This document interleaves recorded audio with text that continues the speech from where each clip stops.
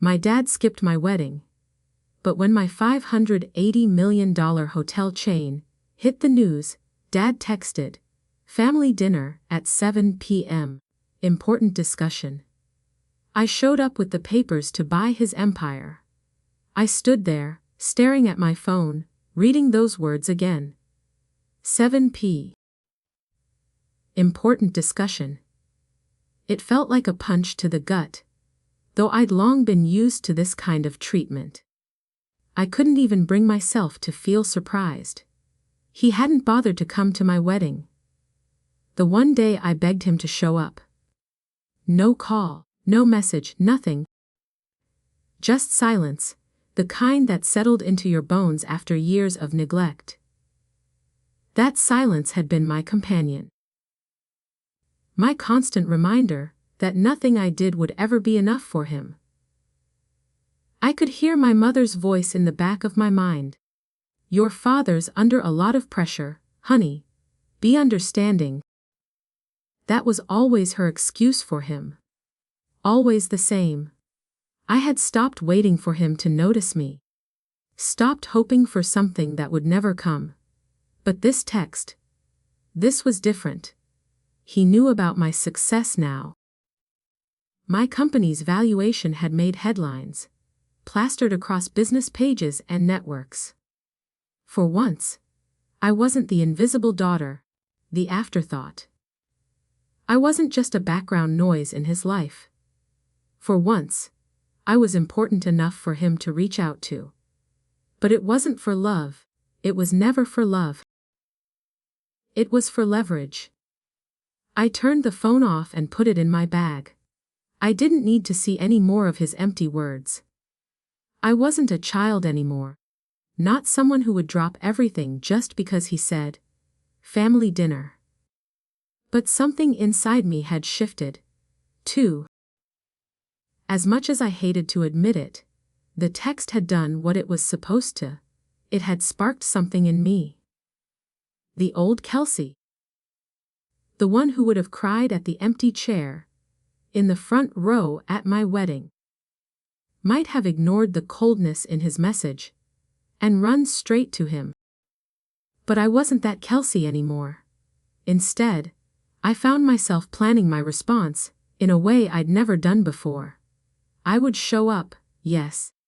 But this time, I would be the one in control. I had built my hotel chain from the ground up, turning a dilapidated property into a luxurious, high-end retreat. Something my father could never have imagined. He had been too busy with his own empire, and now it was crashing. My success had come not from any help from him, but in spite of him. I didn't need his approval anymore. But I still needed to face him. And when I did, I wouldn't be the invisible daughter anymore.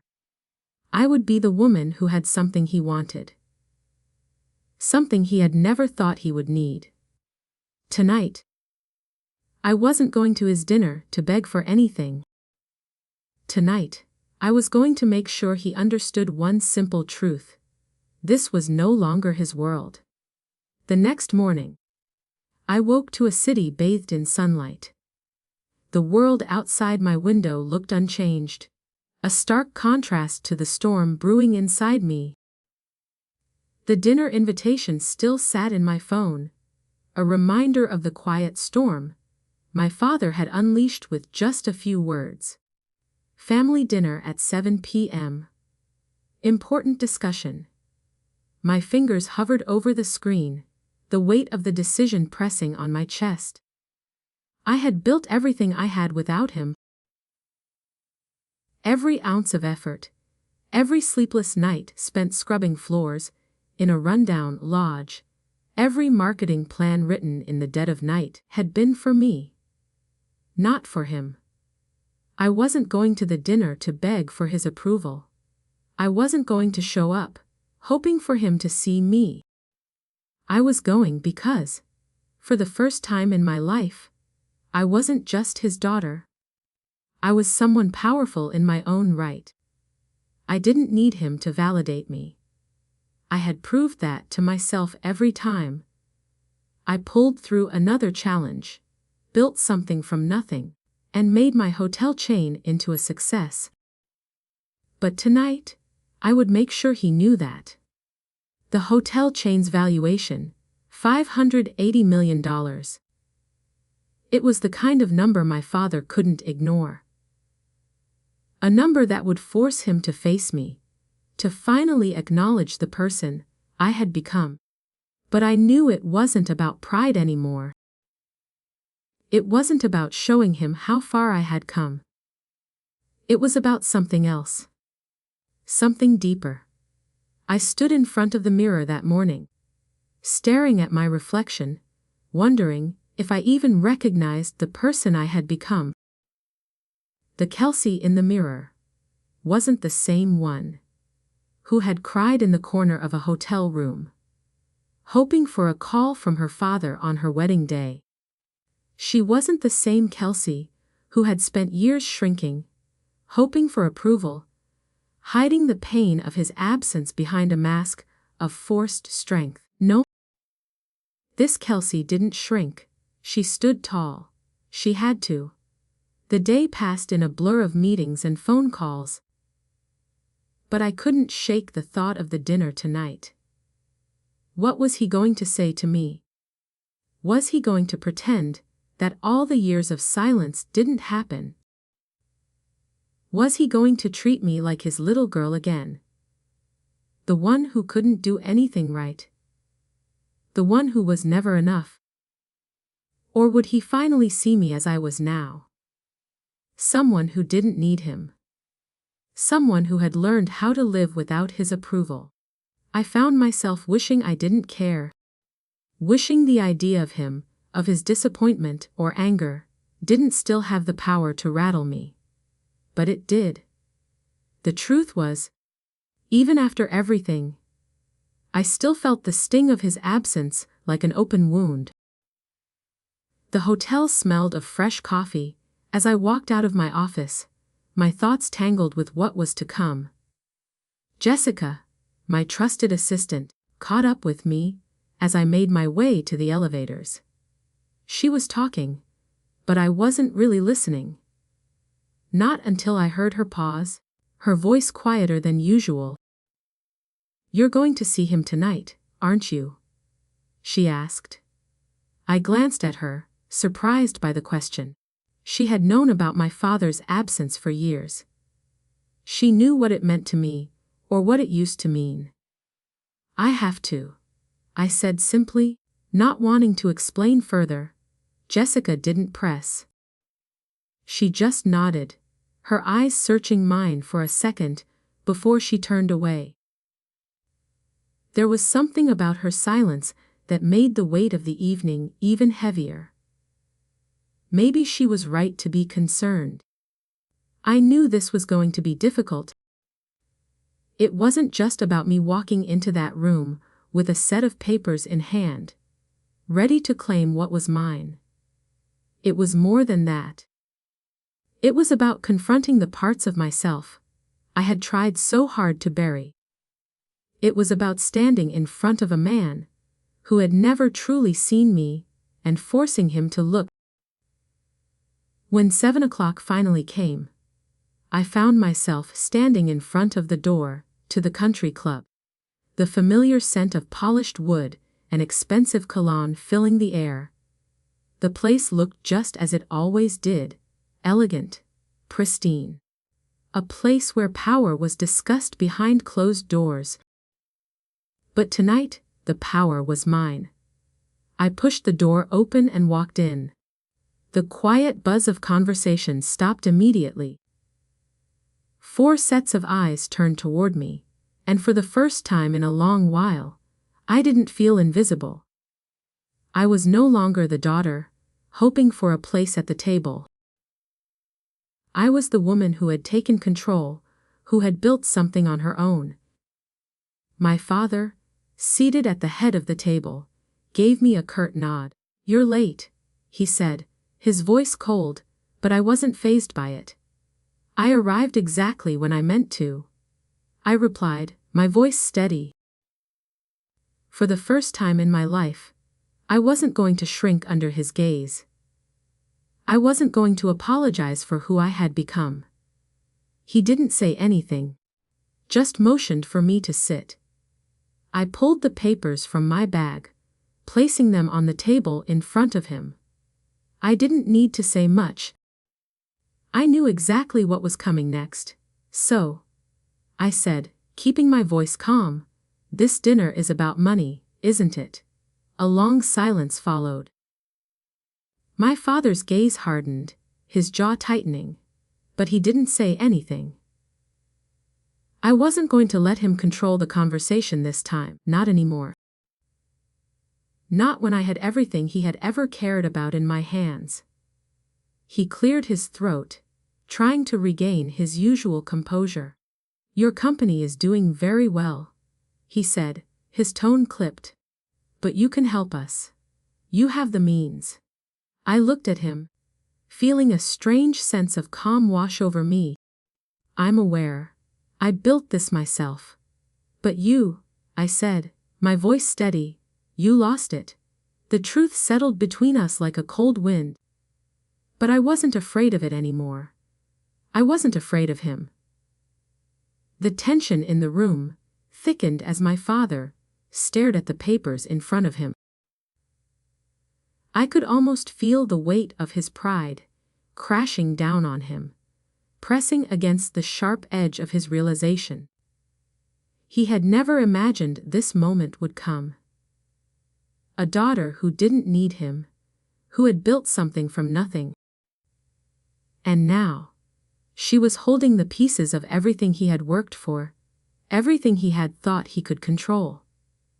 Ethan, my brother, shifted uncomfortably in his chair.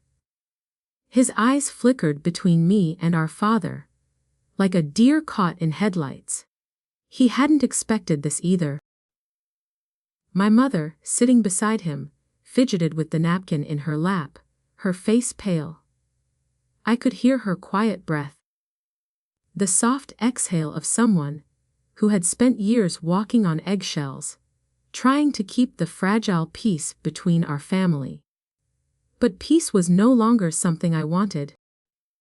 I glanced at the folder I had placed in front of my father. The pages inside were filled with financial statements, loan defaults, and foreclosure notices, documents detailing just how badly his empire was collapsing. Everything he had built, everything he had prided himself on, was crumbling. The truth was undeniable, laid out in black and white. My father's hand trembled as he reached for the papers. His eyes scanned the documents quickly, his face growing darker with each passing second. He wasn't surprised, not really. He'd known this was coming. But what he hadn't expected was that it would be me. The daughter he had ignored. The one he had never thought would amount to anything. Who would be the one to deliver the final blow? "Where did you get these?" His voice was sharp, a mixture of anger and disbelief. "Does it matter?" I replied coolly, my voice steady. "You've been too busy to notice. I guess now you'll have to pay attention." He opened his mouth to argue, but I wasn't finished. "You wanted help, didn't you? You wanted me to come to the rescue, to save you from the mess you've made. Well, I'm not going to do that. Not this time. Don't be ridiculous," he snapped, his face flushing with anger. "You know how hard I've worked to build this.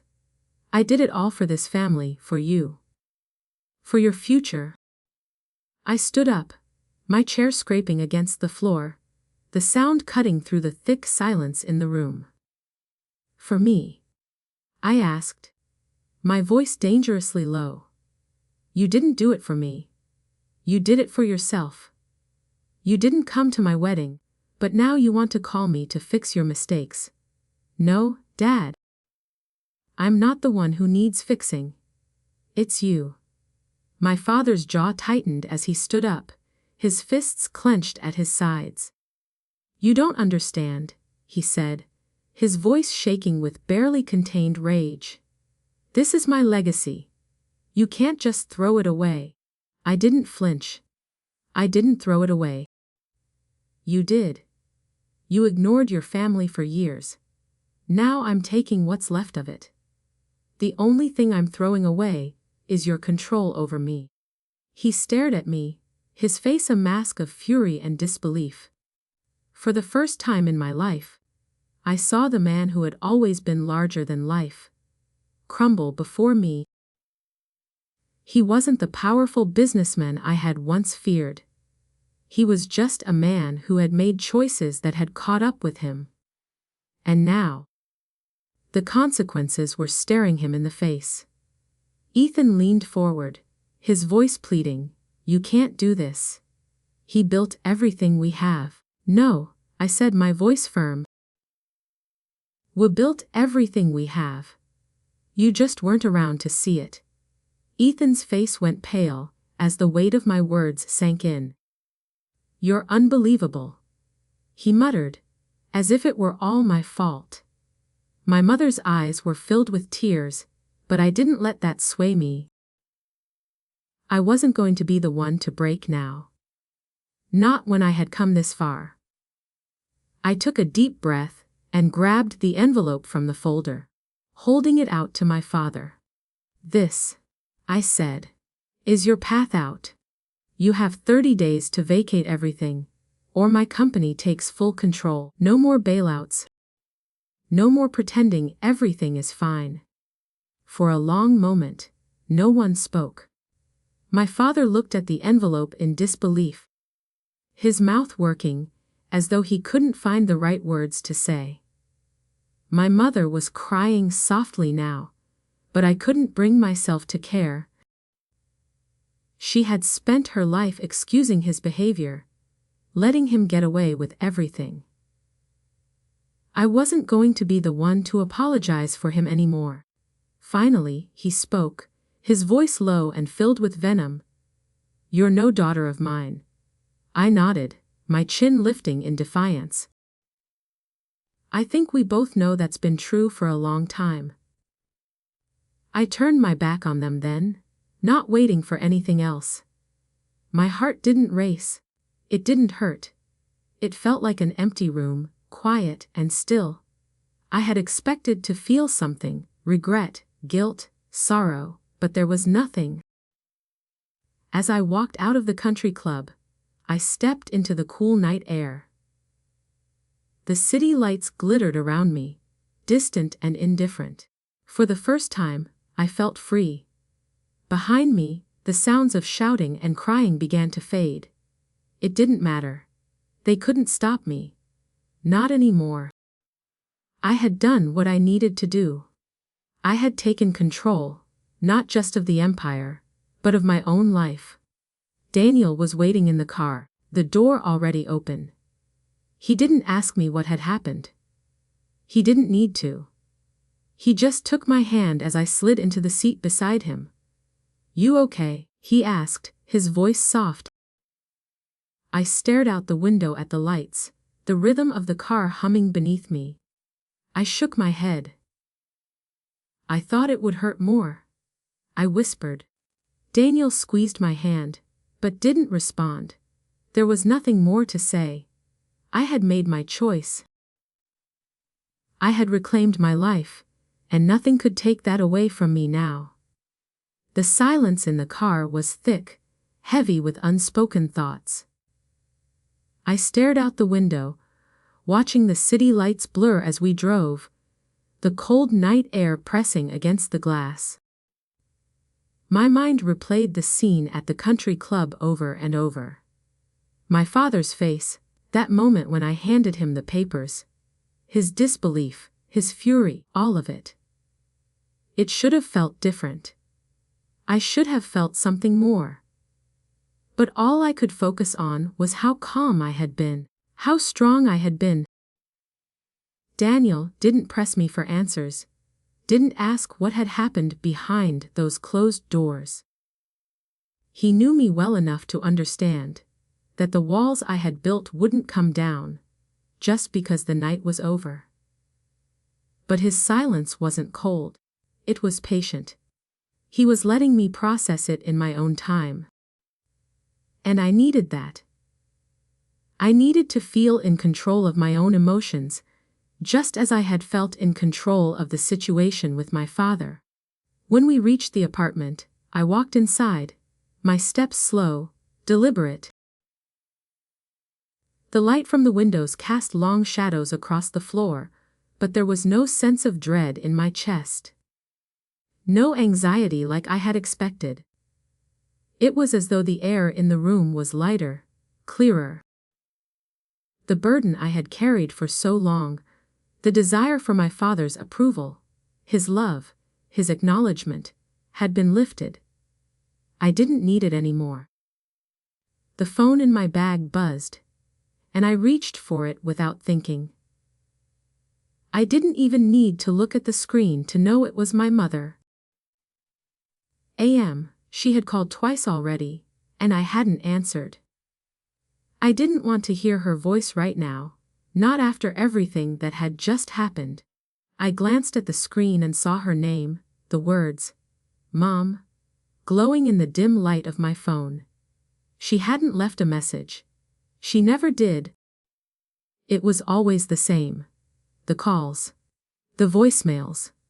The vague, "Are you okay?" questions that never seemed to get to the heart of anything. I had learned a long time ago that my mother wasn't going to be the one to save me. She couldn't even save herself. I set the phone back down on the counter, taking a deep breath. I didn't want to be angry. I didn't want to feel like I had to shut everyone out. But part of me was still holding onto that old resentment. The part of me that had spent years waiting for my parents to come through for me, only to realize that they never would. The evening was quiet. The soft hum of the city, outside a distant reminder that life continued, even when it felt like everything inside me was on pause. Daniel was still by the door, his presence steady. I could feel his concern, but I wasn't ready to talk about it yet. I needed time. "I'll be fine," I said finally, my voice softer than I expected. Daniel nodded, his eyes still studying me as though waiting for something. "You don't have to carry it all by yourself, you know." I didn't look at him as I spoke, but the words were true. I had spent so long thinking that I had to carry everything, that I had to prove myself. I had done it on my own, built my business, stood up to my father. But now, for the first time, I didn't feel as if I had to do it alone anymore. Daniel was here. Jessica was here. They weren't going anywhere. "I know," I said, finally meeting his eyes. "I think I'm just tired." Daniel took a step forward, reaching for my hand.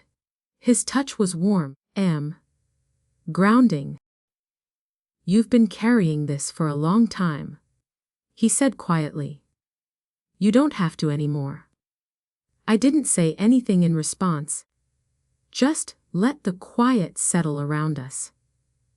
The weight of everything that had happened that night was still there. But it wasn't crushing me anymore. It wasn't controlling me. That night, sleep didn't come easily. The thoughts about my father, my mother, the dinner, and everything in between swirled in my mind like a storm. But as I lay in bed, the storm felt different. It wasn't the chaos of my past. It was a storm that had already passed, leaving behind a stillness I hadn't known in years. The next day, things felt different. Lighter, somehow. The phone calls and messages from my father's team continued to come through, but I didn't feel the usual panic, the pressure to respond. I was the one in control now. Not him. Not anyone. I started my day like I always did, with a cup of coffee in hand, sitting at my desk and reviewing the latest project updates. But this time, as I looked over the plans for my new hotel expansion, there was something new in the air, something I couldn't quite name, but could feel deep in my bones. Maybe it was peace. Or maybe it was something else. Whatever it was, I knew I was no longer the same person I had been just a few days ago. My father's empire was crumbling, but mine was just beginning to take shape. And this time, I was the one who held the power. The phone buzzed again, but this time, I didn't hesitate. I picked it up and dialed the number for my lawyer. "It's time," I said. "Let's make it official." The days following the dinner felt like a blur, the hours blending together, as I moved through them with purpose. I had set the plan in motion, but there was still the lingering question in the back of my mind. Had I done the right thing? For years, I had built my life around the idea that my father's approval was the key to everything. Now, I had taken his empire and, in a sense, his power. I could feel the weight of that decision pressing on me at every turn, even though I knew there was no turning back. I hadn't heard from him since the dinner. No apology, no attempt at reconciliation. The silence was deafening. But I wasn't waiting for him anymore. I wasn't even hoping for him to come around. This was the consequence of years of neglect. His absence had been loud. His indifference even louder. Now it was my turn to be the one to set the terms. I stood in the lobby of the first property I had taken over, the one that had once been my father's pride, the one that was now mine. The walls were cracked, the floors worn, but I could see the potential. This was where it all started, the place I had toiled over, fought for, and earned. But now, it was more than that. It was the foundation of my new future. It wasn't just a hotel anymore, it was a symbol of my transformation. I looked around, taking in the space with a critical eye. The renovations would be expensive, but worth it. A minimalist design, eco-friendly materials, the kind of space where people would feel welcomed, seen. Everything my father's properties had never been. I had spent my entire life chasing a version of success that came at the cost of everything that truly mattered. But now, I had the chance to redefine that. To build something new, something that aligned with who I had become. The phone buzzed in my pocket, pulling me out of my thoughts. It was Lena, my CFO. I didn't have to look at the screen to know what this was about. I had given her full control over the finances, and I trusted her completely. She had been the only one in my corner throughout this entire journey. Good news or bad news? I answered, my voice steady but curious. "There's no bad news," she said, her tone filled with quiet confidence. "The transition is complete. The properties are officially yours. All the paperwork signed. We own everything now." I felt the weight of her words sink in, but it wasn't a burden. It was freedom. "Good," I said, nodding as if she could see me. "Let's get to work." I hung up and turned back to the lobby, feeling a wave of resolve wash over me. I had been so focused on proving something to my father that I had forgotten why I started this journey in the first place. It wasn't to take his place, to show him up, or to earn his approval. It was because I wanted something more for myself. I had spent so many years trying to be seen by him, trying to make myself worthy of his love. But now I realized it had never been about him. It had always been about me. The next few weeks flew by in a blur of meetings, renovations, and endless phone calls. But every day, I felt myself getting closer to the vision I had for the future. The properties were slowly coming together, each one a reflection of the person I was becoming, stronger, more confident, and more unapologetic in my choices. But it wasn't just the buildings I was transforming. It was my life. For the first time, I wasn't just moving through the motions. I was living. And it felt different. It felt right. One afternoon, as I walked through the hotel's newly renovated lobby, I ran into Jessica. She was standing by the front desk, her eyes scanning the room as she took in the changes. "Looks incredible," she said, her voice filled with genuine admiration. I smiled, grateful for her support. "It's getting there. Still a long way to go, but we're getting closer every day." "I can see it," she said, her eyes bright with excitement. "You're doing something amazing here, Kelsey. This place, it's yours." I felt a flicker of pride in my chest at her words. It was the first time in a long time that someone had acknowledged the effort I had put into this, the sacrifice, the late nights, the uncertainty, and it felt good. Not because I needed validation, but because it was the truth. "This is just the beginning," I said, my voice steady, but filled with anticipation. "I'm not stopping here." Jessica nodded, a smile tugging at the corner of her lips. "I know you're not.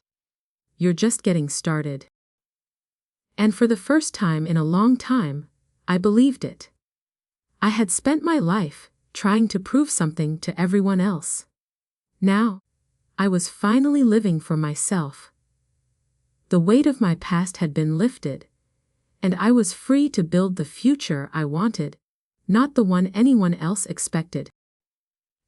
As I walked out of the building that evening, the sun dipping below the horizon, I realized something. This wasn't just about the properties, the business, or the money. It was about reclaiming myself. My future was mine, and no one, least of all my father, could take that away from me. I smiled to myself as I got into the car, the familiar weight of my phone buzzing in my pocket again. I didn't need to check it. The silence from my family didn't sting anymore. The only voice that mattered now was my own. It was time to move forward. And I was ready. The evening of the family dinner had left me with a strange sense of quiet, as if the storm I had braced for had passed. But I was still waiting for the aftermath. The silence that followed my confrontation with my father felt unnatural, almost hollow. He hadn't contacted me. Not a call, not a message, nothing. And yet, I wasn't waiting for him to reach out. That wasn't the point anymore. I had made my stand. I had taken control of his empire, and now, I was moving forward. It wasn't about revenge. It wasn't about proving anything to anyone. It was about freeing myself from the expectations that had always been placed on me, expectations that I had internalized for far too long. The phone buzzed again, pulling me from my thoughts. I had gotten used to the notifications, the endless messages about my new acquisitions, the investors, the contracts, the interviews. But this time, the name on the screen was different. It was Lena, my CFO. I picked up the phone, my stomach tightening, a sense of unease creeping over me. "What's up?" I asked, trying to keep my tone casual. "Kelsey." Lena's voice was steady, but I could hear the edge of urgency beneath it. "I need you to look at something. It's about your father." I paused. "What now?" I asked, half expecting more bad news. "I'm sending you a file," she said. "You need to see this. It's not good." I wasn't sure what she meant, but the weight of her tone made me anxious. I waited for the file to come through, the seconds stretching long as I stared at my phone. When it finally arrived, I opened it quickly, scrolling through the pages of data that filled the screen. It didn't take long to understand what she meant. There, in black and white, was the depth of my father's failure. The documents laid out his financial troubles, everything from unpaid debts to massive operational oversights. A clear picture of a man who had spent too long clinging to a sinking ship. My father's empire was crumbling, and for the first time, I wasn't the one left holding the pieces. I leaned back in my chair, my pulse quickening as I absorbed the full extent of the damage. The irony wasn't lost on me. He had built this empire to control everything, including me. But now, it was mine. Not because I wanted it, but because I had no choice but to take it. What should we do? Lena's voice was calm but firm, the kind of voice that didn't give up in the face of disaster. I admired her for that. I'm not going to save him, I said, the words feeling final. I'm going to let it fall. Let it crash. If he wanted to keep this, he should have kept his family. I didn't wait for Lena to respond. I didn't need to. I already knew what had to be done. The next move was mine, and I was ready. I stood up and walked toward the window, my hands resting against the cool glass. The city outside was alive, but inside me, everything was still. I had made my decision. And now, I was about to take the next step. Within the next few hours, I had the ball rolling. The paperwork was filed. The acquisition was finalized. Everything he had built, every dollar of debt, every piece of property, it was all mine now. I could feel the weight of it, the weight of the decision, the responsibility, and the quiet realization that this was the point of no return. I didn't need to look back. I didn't need to reconsider. This was my moment, and I was claiming it. The next day, I stood in the lobby of one of the newly acquired properties. It was run down, in desperate need of repairs, but I could see the potential. I could see the future in the peeling walls and cracked floors. It was going to take time, effort, money. But I wasn't afraid of any of that. I was used to the work. I had been doing it on my own for years. Now? The only difference was that I was no longer working to prove something to someone. I was working for me. As I walked through the property, inspecting the changes that had already started to take place, I could hear voices in the distance. The workers were talking, but their words faded as I lost myself in the vision I had for this place. This was where my future was being built, and it was more than just business. It was personal. It was about creating something that could stand on its own, without the weight of my father's name attached to it. I had come a long way from the girl who had waited for her father's approval. I had spent years waiting for him to see me, to acknowledge me. But now, I didn't need him. I didn't need anyone. I had created this life, and it was mine to shape, mine to control. When the phone buzzed again, I didn't hesitate to pick it up. It was Daniel this time. His voice was calm, but I could hear the concern in it. "Everything okay?" he asked. I smiled, feeling a sense of peace wash over me. "It's more than okay. It's better than I ever imagined." And for the first time, I truly believed it. Everything I had worked for was finally mine. The future was mine to define, and I wasn't going to let anyone take that away from me. As the sun began to set, casting a warm glow over the city, I realized something. This was the moment I had been waiting for all along. Not just the moment when I took control of my father's empire, but the moment when I finally took control of my life. And that was more than enough.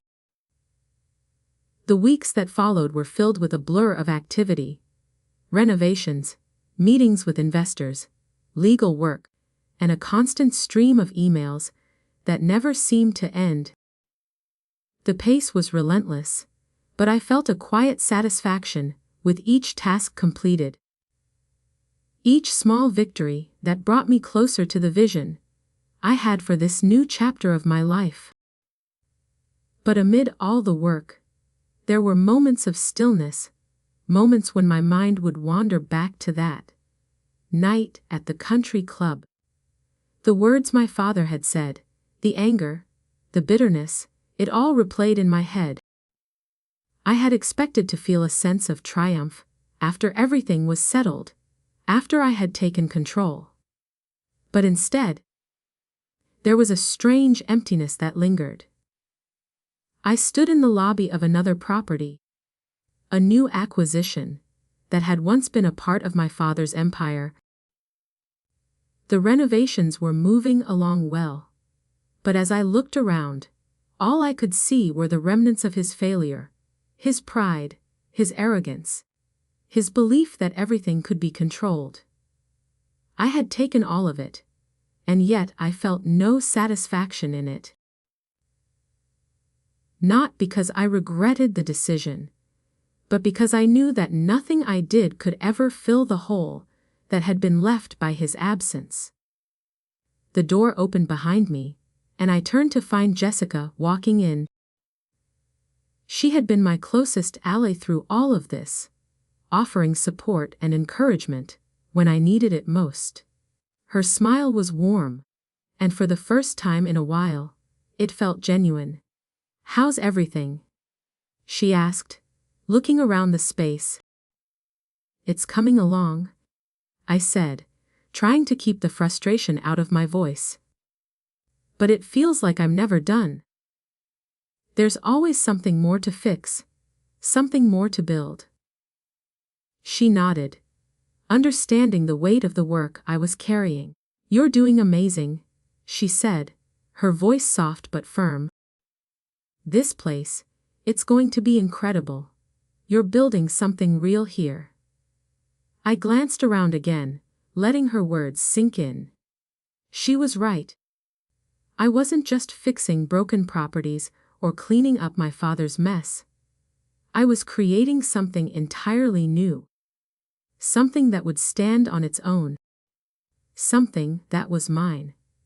But despite the progress, despite everything I had achieved, I couldn't shake the nagging feeling that I was still trying to prove something to my father. The desire for his approval, his validation, had been so ingrained in me for so long that it was hard to let go. Jessica must have sensed the shift in my mood, because she stepped closer. "You know," she said carefully, "you don't have to keep proving anything to him. You've already done it. You've built this on your own, and you don't need him to recognize that." Her words stung, but not in the way I had expected. They stung because they were true. I had spent so long chasing after something that would never come. My father's approval had always been a distant dream, one that I had allowed to define me for too long. "I know," I said quietly. I guess part of me still hoped for something." "Hope doesn't hurt," she replied. "But holding on to something that's never going to happen, that's what hurts." I looked at her, her words sinking in.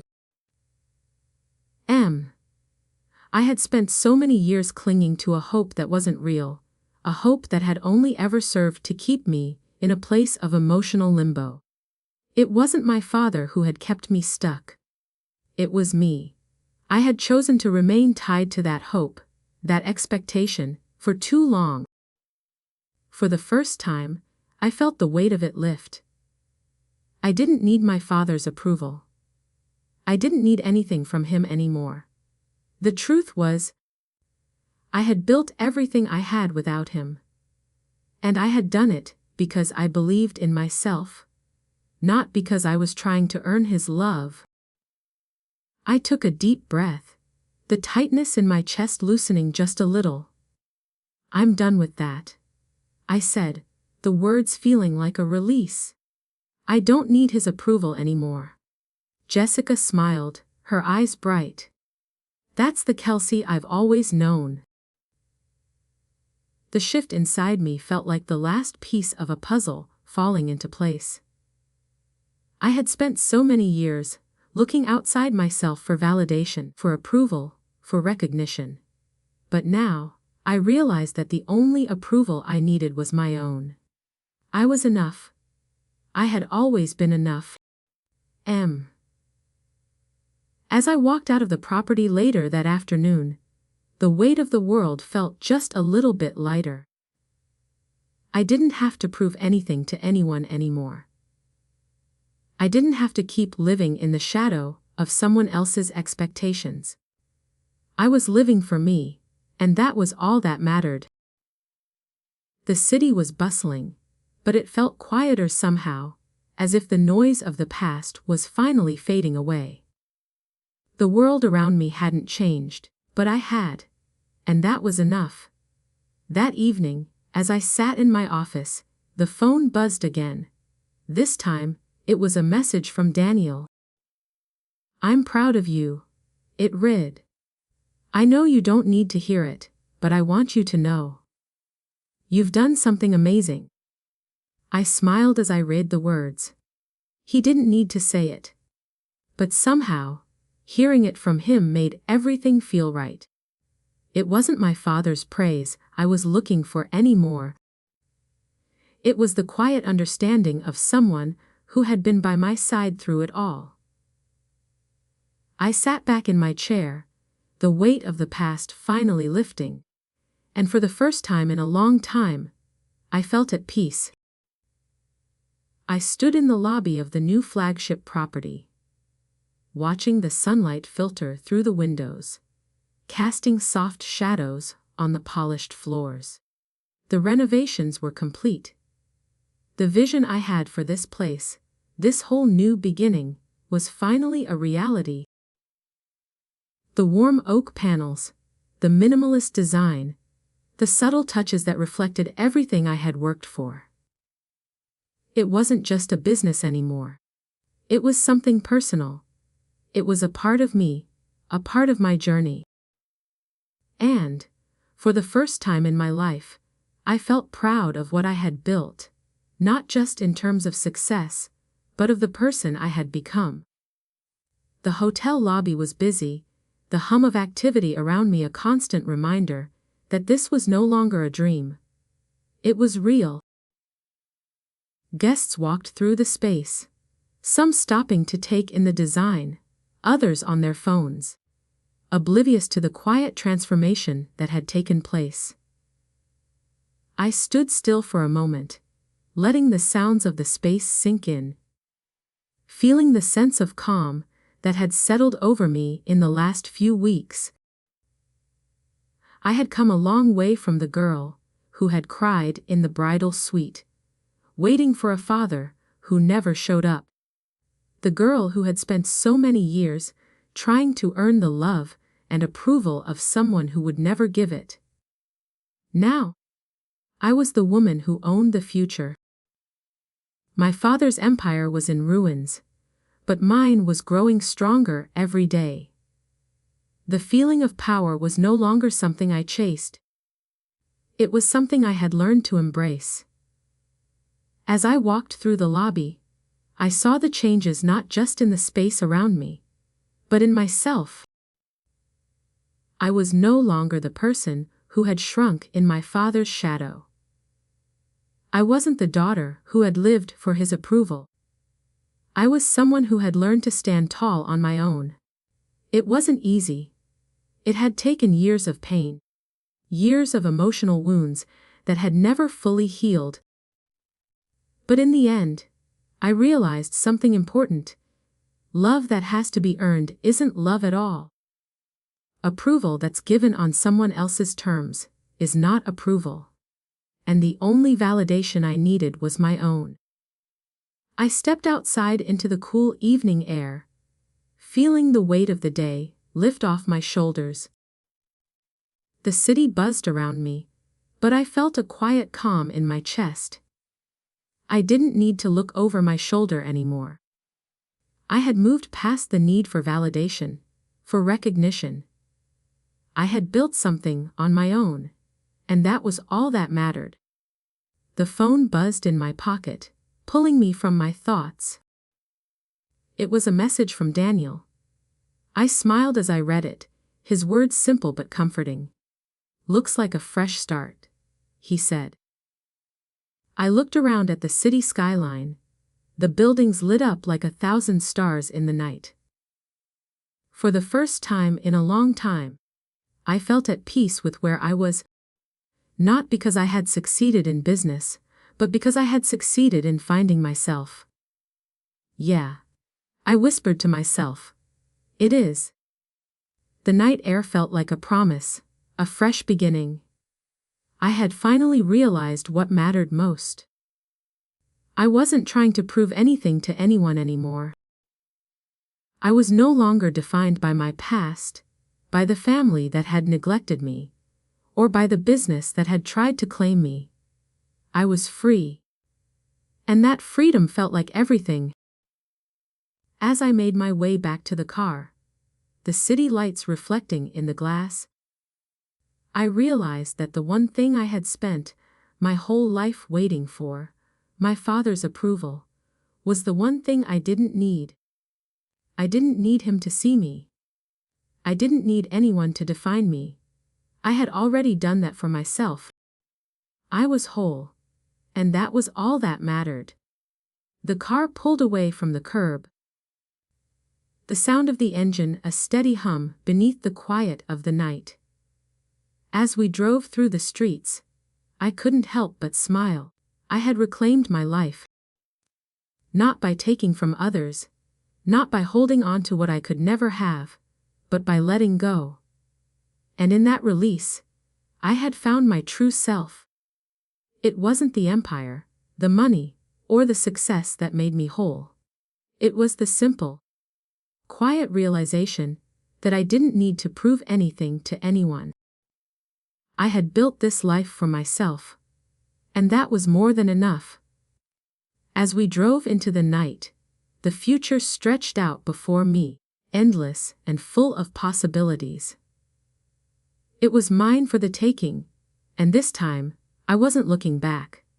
I had finally stepped into my own light, and I wasn't afraid to shine.